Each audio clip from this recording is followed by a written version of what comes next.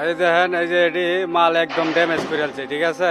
আমরা আজকে কাজ করতে আইছি, এই যে আমি ভিডিও করে এই যে আগেই রাইখা দিলাম, এখন ঢুকলাম, এই যে কয়টা বাজে কাজে ঢুকলাম 9:48, ঠিক আছে। তো এই যে মাল এরকম হয়ে গেছে, পুরা মাল ড্যামেজ, এটি পুরা করে ফেলাইছে।